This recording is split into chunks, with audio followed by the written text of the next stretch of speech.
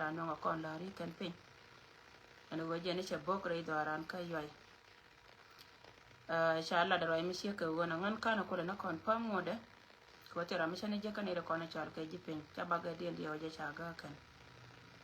ma we wore do ran wini mi dan ko gwata da bugo baba go aka ya ka afrika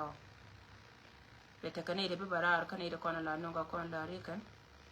mi to wace bok ba den ba lar kon dere da man da den da waka yene da kon ta pin especially generally ne kon ta ka kora kan wo yen ko ya roi ko limit ka media ne da kon la non ka ya ka live ka ta ka mala den la mi ne kon shi lar na ci ga lai na ko ya roi don ko ya kam spok person la dunga yu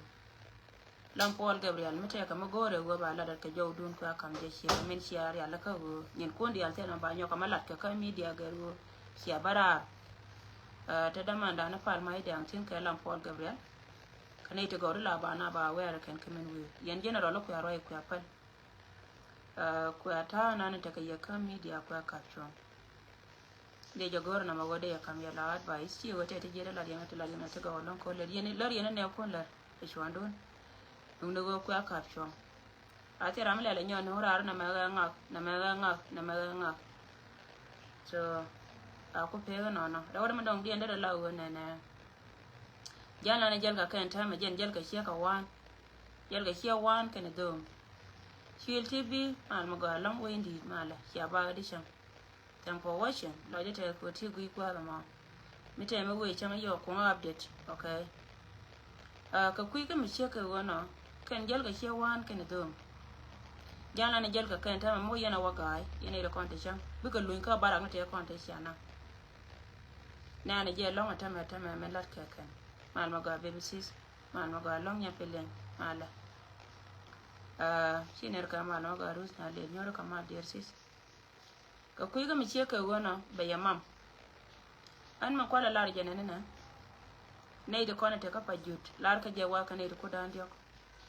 kaka ni ko dan dio kan dia chika jal ke chokian according to right now lat ke en ideal tin counter right ne ko dan dio chika jal ke chokian wa ka ne tia ko ne chara par ka me chara ba ka no ko ne cha wonyo ka me cha post e ku media no ngo bar yero ka barago wa makanya yan ma lo ido ta ka kan 1 month salary ya ka jo lo ya ka barak tor me chal ke pajut mani cha ya waje ne ko ken ko yang chi ner ka mal yer bada mal maga so ajan liang ana che liang ne je na ma ko la ma lo ka ye ne ideal ten ko na te pin go chara do me be ka yo de chara japan kan do pa joda mo je ga tuma le jet ka manga yene go te le yen ka taro ka kana ko na lat ka ne do kon ka jana na jel ka ai tingere shing ma cha ba ga cha gawa te mi kan wo ga ma war I think tela ra mi chine ne roi kan ire ko na te pin ji pin ji al tela ra mi chine ne roi ko ne je cha won ba wode ka yoda ka ko gwa na ni cho cha ba ka nga cha won wode ka yoda ka bat telephone ken chi ka lat me nong de ne la do cha ba ga me na ka ye long ne ire ko na ka ye kan ka re do mi sia ja nga ye go che chop gwa mi chi ta na roi ka ye ka na che ter cha ba la ga je do re dia ko ka ye na ta ka control cha ba ka la ga jen cha ba go mori dien wa bak cha direction nan gor ka ken go jen point de yo de cha bile je kan so chela rambe kala kam direction kan e dialo kona te pin tiri ga tigoro ba kam yene ko te pin kata na ta kiye che to ka abde ne lakin kon ta ne jena ngode still ko gwa ta de we ka bena mo wa ba go ka ne kon dial ka afrika ba barara nyok ba lunjo mo we te kara mo go mo wa barara mo bi ba laranga en go ngumi ci tede pat ngandi ya waje lon kare de go te mi ci to ma wache bogo jen che bog bang bogo ko ngai je go tede de tepi mi ci enen ci ale wache bog e mas ba mayo kan gwa dia la kona te ka tension I think te ko gwa ma cha mayo ten mi ci je re loko ka ba yot lakin rai mi ci ka wono gore je gwa wo ya te ga liang tine wo later mo gwa wo lo ira ba wo lo njaw right da mi dong dien we ka siasi enten ko ni chal ka ga lo ka cha right ka ni dial ko ne me go ga pujin go bina ro dien la dor te ka ni to wan ti chiroi ka te ka tana ti wi ngola ni la ke ka ne ya ka media ngan cha berar ko jen ba ya be jo ma le ko te kona la da ka media joni yen nana men nan ke win mon ke lo ramete jai ki ramete mina ka je cha ja ka rama ngai ka ni je panya go ramete ndre lon ka la ni jana la ka ba ka go gore je ba ko bere kan je te kona cha lo dun cha ngar ngar ka ba bere na ka men balar ye yen idiatin kona char ka lo no shi tuk dan wale we ba video na kamera labara re wan ma cha chon ka news ba roi ka news an ba ma sha je wa bara ka kana analysis ni she gor ni je wa ba ye brief ka wa ba roi ka ta roi ka ngama la raja rai ta ka da ko je wa ba ku tana la ku da yene da kwani shi ana ku da ku ta na ku da nya da no ta ra ma sha ku ra ni amma ni ma wa wato ka roi ba ka media gwa ba to tana korme mu wa wato ka media ko media shi gwa shi ma mata ta mala pala le ka ko na ba le ka ro da ko korme ta ta tayar na korkel kai chap ka tana ka bang shi ma har ta kona na ka bang mu wa wato ka media ba giya na la nyando mara ni ken mun go kon la da na ku kana malar kara min giya ka kona ta ma kona go jiran poindu go yene da kona lar ka ngon cha la ra nyami chal kai nya je shi ko gar je wa bum raira ma gwan yon go cha je lu ga jene ma cha lu na ma shi je na wona tin shi ngan shi je na wate wa ka go da man go lo ma de do lon kala men na ko na ta ma ko no re tunu do le ko a gibila kana ida ko na chal ka ja ka yen ga lo ga no re te ko na te ka ko mi jinu ke number ga jani fari ne ye tere wa mun lu go te la ra me de ja ko la ro me le o me go te la ngaran ka ku yen dia la re te rien me chala ar chen ga dan che jo go ne a wo to kon ka pa tin wan ka ta kon dia tin pa tin dia ro che je mo chi wono ka ku me spele a jiwo chi ne ro no re akel magwa machi jewa ka SPL ayo akel magwa michi jewa ka SPL kidgwang akel magwa kana ite dialati ka jito arkel tejen tella wora mi jere den kana ite dialati ka gat chen kan dia tiron ko kan pankien kana ite de respect a community ne ken ka kana ite la ganga community ne ken mite ka michi woto kana ite kona chal ka SPL ayo ka jira miti ngwa mo je yin daramo dide ne ko dide ka represent in a good way dide barare la wejen point dide rande de bijo gin point do male de ma jagwa kan ko lar kan ke ci community de ci de le kamiji a jeri zo nan dem na ni ye ko ngana ya gwa mete yere yan gwa ta yan tina te mede yan longal lan ci jen mun no gan ba ka yan ga lo ka dia ten kondin chala lo nuere in general ngan che bia tu na e fket ka yan ramelen mijiya no lakin ci gwa ben ka kuidan ko ban rodan la do ka ta te ka gwanda ono ko ni shenda ko ko lo la rai ko mun no ban ta me lo ami chieng ma chu do gora che bi che ka lo ami chieng me nyotar ja chang ba yin la do yan ga ma te mi je ma la ran che jen a shima gibela ko ye nga chieng a ka che nyu je le jena ma ko kon lo la din lo jena na ko ko la na wal an ma ba ka poin ba ben ka poin ne ti ko na lat ka ro dia re do ran ka jino ba Sudan ka nyen che na ka wur mi chal sa ba ke me ade changa da ne che to wo ben nyin ka ne da ko na chal ka ga ji o wa cha jena ro na ga ji ka jena ro cha na ba a jena ro ma tab jena sa ba ke me ade ko lo ko ne da ko na chal ka ga ji ka ji do aramo che jan che kan na ka ron ka liu mo wana ka reality che kan na ka ron ka liu ka ne te dia le kon te wa dai mai ne te na ka na ga ken ka ga ji angoma na usie kana gat mega ko magwa matana kel kaje me che to mi chi ko na chune dial ngai no do ngai ter ga jio kana de kono kwala chawra ngar ka chi alat ba te tan ko ne chala da ken wa ga ter ga jio ne tin pel re ne tin chal ke jino bin ngai ka je gwa go e ter janga kana cha no re kama ngaje ne chari ka be no re ba kana ka jam tine dial to ka ga jio te na ka ga jio ka ko wolar ka je gwa go miti ka kume ka ti ka position murun ko wote me de lar ko an wode ran ta ka kume mi jiwa mena ne ko kuma mena shegdu na mo na gadu e kuma te din kuma na ma ce kuma go so gan rayina na lada jane jiyo ne yewo yen law to kona ta ka te ta dor ma chal ka juben tam ka ta kuyi kuma sa bakir ma yade lo ami metele me chalel cha ba ka lo am dara lo ami nyuri jen mi cha mo ka position me kan mo ka position cha luang pin cha shi da baka ba lo ami te ka me lo nga ka mala shi ka nganya ndo me cha ra ja tan ka yen ga lo ka dia la kona ta gwa ma gware ka gan mar te ka politic te ra me cha me no ra la ba de ma joga lo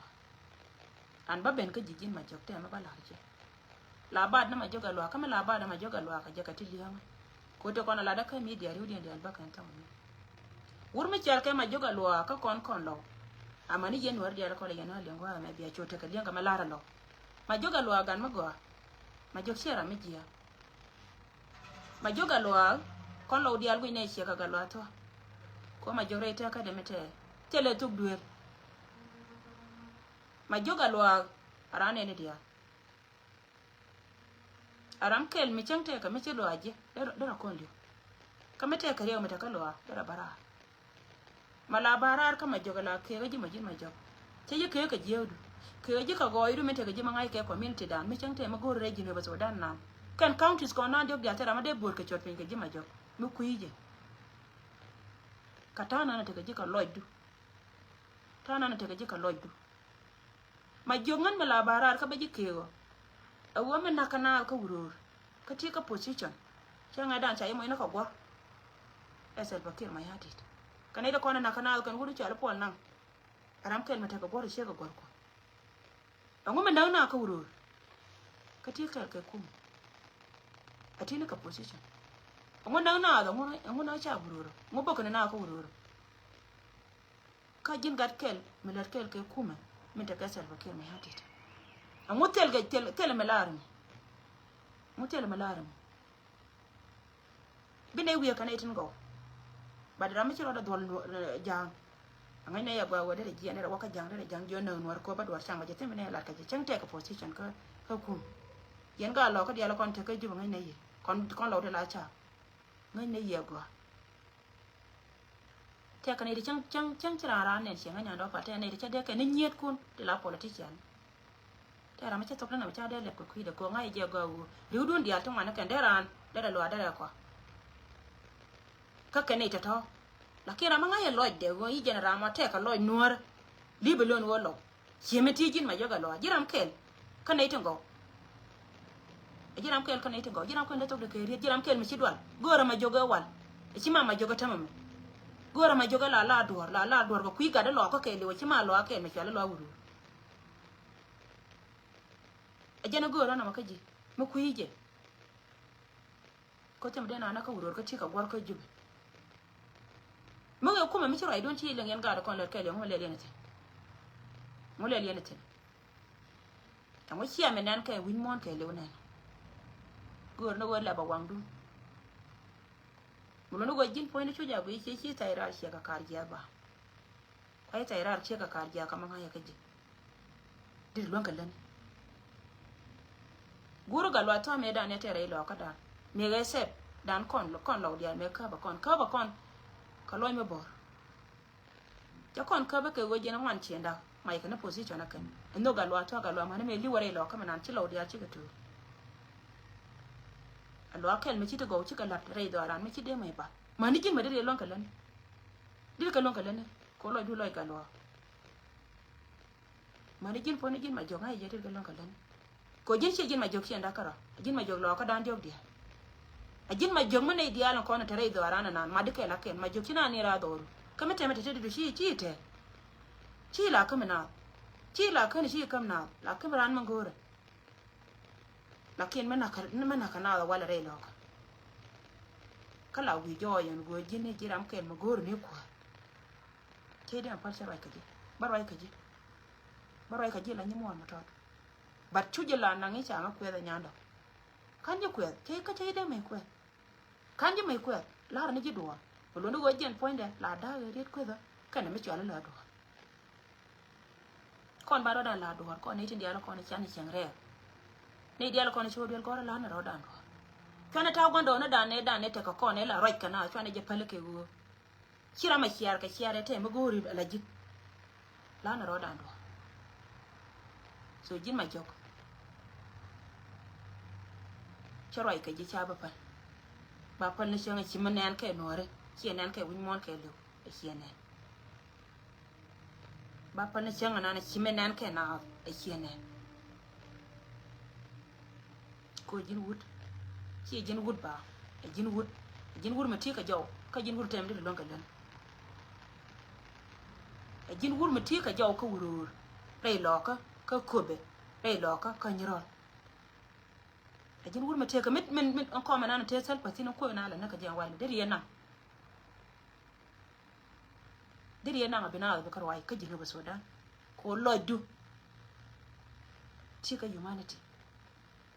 ci jira manana lawa la kumwang da ke la bat ka do tane kai kare da nake ne kamji kon war dia la kontara matire kai kuma jinga ba Sudan me kika ton ti asin dia te la guri te guri ne ke raman number 1 la gur tundung na nas ejin guri jina ka kwako ejin ku ne ye mite ka mikira ko lat kenya medan ke ber mi shira la te gor bara nyai mila gu yikan tilati ka ko ni bi ku da lo ki bi pal ne kyanga nana ki tonga ko gwa me ki gwa ko de wor ma kyar ka sel fakir ma yadi dare ya ngor ka mi yuzi mice ya nang duere medan ka ko ya kan gor ko gora na biran ta mamba lat ka sa Sudan ke de nyoko loy ke de nyoko repeat liya me te sinen ta me liya ya gai mite ka gallo ka me biliuna liya ya gai cenga da nake to ka nasar tele mi la wala maga kuma magori ya kan cha ka kel ki ka neka nguma na ka rai lo kan ta me makwaye tie makuna na rai lo ka ta me ngoma wa gore lo ka wur mi chal kare ga ka chiyo kono gojen baga lo ka baka ko kara shika waka siya da den kana sal pa joga sal pa go lawtin lo ko jiken ba ji dil ko no ma cha ben ko ke to wai ko me che cho bala wache cho rai lo ka chiyo na da mi chi lo mi te lo ka ne cha ka lo ka da lo cha ka da ne an ka cho lo ko lo wa per kan ga din na chi ka per ka county scan na do me to on wajen fa ta dai mala la da mal ya ta kai ko ba ka shwana ba ka nyirol ka shwana ba ka dor mi shal kai wurur county yeni shi da na ne ka ce na da la ya gai ko ngai ko na chana da na la ya gai ko salpa mi ta ka gan mu la cho ka yan ga da ko ngur ka pye akwa dong ya la kon ta ya gai ko ka pal de ne no wo kine bi no wo ma jo kine bi no wo ba ye nyore wa ye ne to ko la future da ne de ko na ci do wanda bi ne ran la do milingi binyu ko te diara kon lat ka sa Sudan mi chala ngar tele mo ngor tine tamela wo jena ngode yi we me la we dan melen lat ka na kon ka te me ke tuwa ka jara gai ko tere mala ka wa mana ka ga lo ka a we ndiye ne me cho kai china telis ngode tamela wo jile chudu la ba nyar me la ka yi ke ba ba chudu ne lo gor ka je de jila wa de ka ala go me da na chiro kon le yena gon bilio baranya de no ka ko mi chipe wi ro ngar ka ko mi chipe bala jinga terambi la je bala jira mi shekara ma nauji me bang ne rar kon ga lo ka to kon ka ke ka ji ba jo ma jo ka ti me che kon la jo ka ne ji wo jin ko ro nganga ko dur chan ke la par ga je lo mi jin gan ma go yemen go ku tiam kana na da kare doran goy kutiam kan na da kare dora na kala tele hay de palwa la mi che kan nga nya ndo nga jego la wo ba ga wala karun bara nya ka ba changa ta changa kan ka tiribi ka to ti dial ti la ka tibi ka to la kira ma we wara ara re dia bedura e wani jina ya ko ndo pal mo wa kan shari dia lo to kon te lo du abia tel pas kira ma yadi la dia ne ka bia ti wo ngomi ci lo du mana kan lo min ci lo ko dure le mu an wuci a tarfa kin ya dirce ya ce ka kwaro min lo waje ci ar tara idun ce jele lo waje go tara idun ce jele an mu mele yana qur'an tara idun din ka je ne yan ka yan shi ma ko min ta ka je ka kuma jinu ka ka je labje ne ka go ku me dun ka je yan ran baro da ka ba ka ci dun ba ko lo ku me ne diya ka je nayi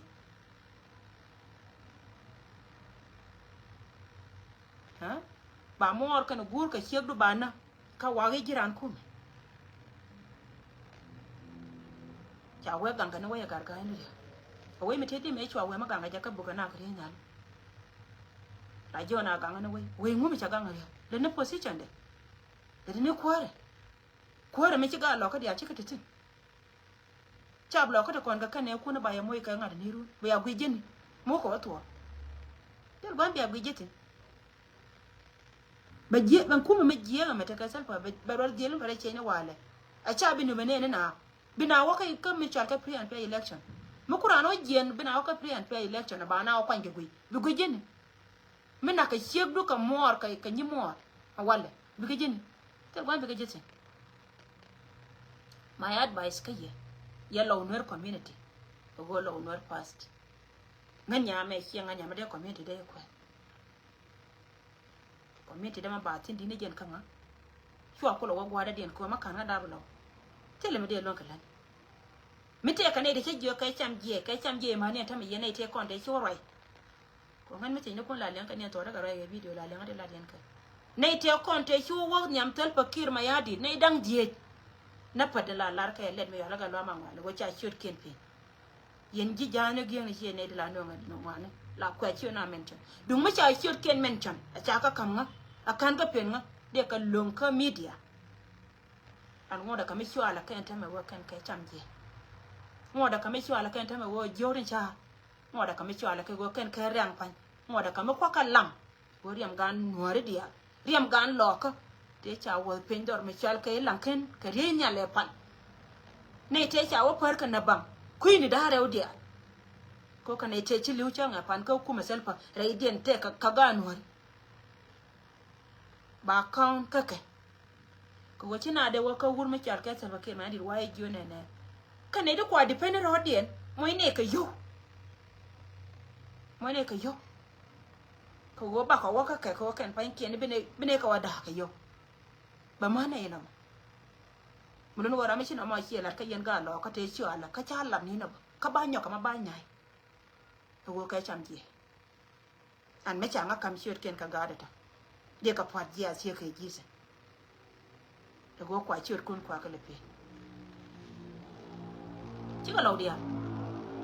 lo do ko na te ka ju be te nyor ka nyori ne cha ra ma te ku ma ka cha luang pen che ji ka na ga du ngum di lo ngalen ka ra ka cha ba ko na te ka ju ko te ka cha te ka ju de comment lo ko kwer ke dun cham je da ro yene dan di bat ka ne to ka cham je an cha ga pal ba ka lan mare ko ti di chwara we be ka badala anti lat ka ti ta me chwara we be ka bas cha ga pal we chen ki bai dien bi je ko don firo to ka ke nyeri ngan tam da yen ke le ne salpa bat bu ga ku ka wajero eri ko na malat ka so ngan mata ka media che te ka media ko je ne te karamba peba ramelen mi je je na ga je shejan lar ye lar mi che ka wono ko menti lo ko lo da je ka lo da roda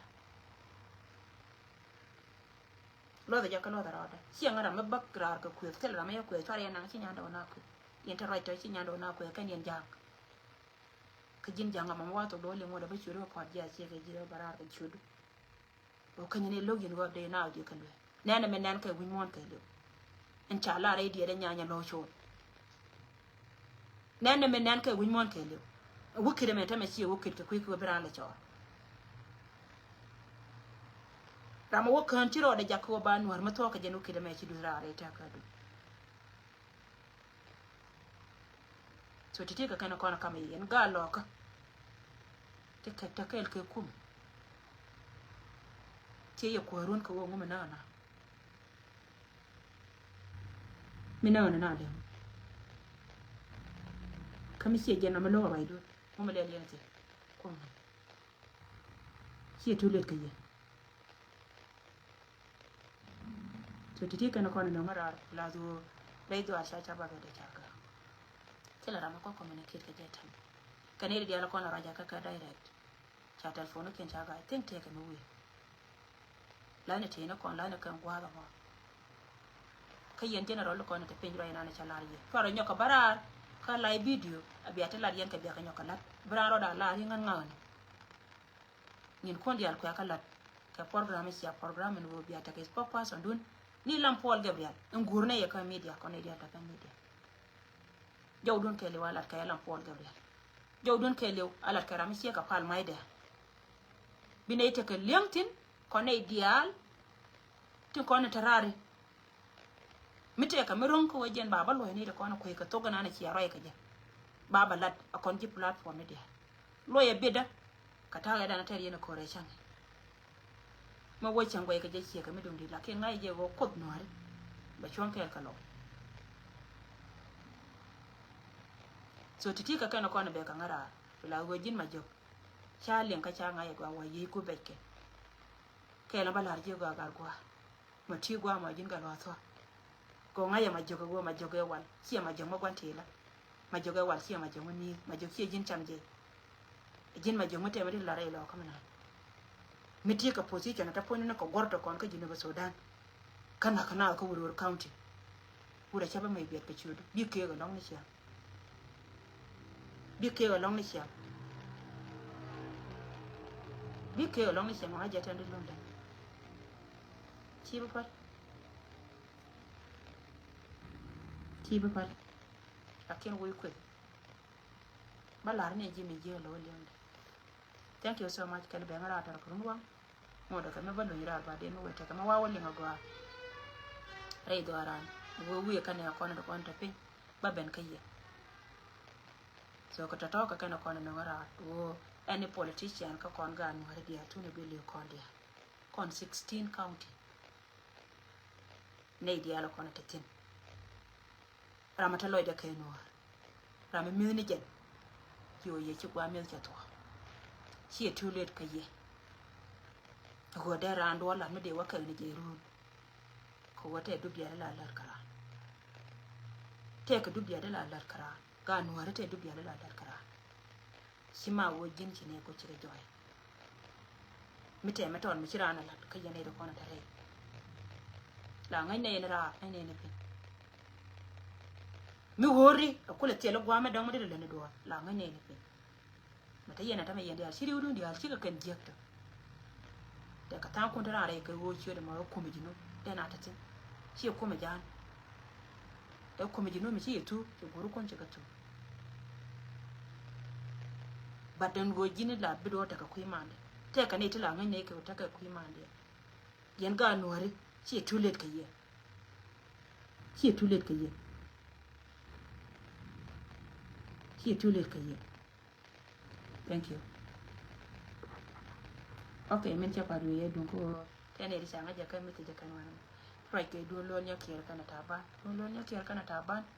For bagana ne media ti lat ka rodi de we gwa. Te ja goro de roi kama kan confirm. Te ja yene dia la koni kianga ti ka question. Ka meti ne kun te je mana ba ye walo lai. Te la nga ma gwa tin roi lat ka ka. Mi cha ka yen che te ka di ko heje. Te ja bat ko heje che to. Kami to en go cha ka yen ka gar da raw ka bela pal ke la ke man te la ngam ko de mai la yete ene da kona kire te ta ka meti ne te la ngai kamala rakata ban kana lo nya. Thank you so much. Mani jina wala.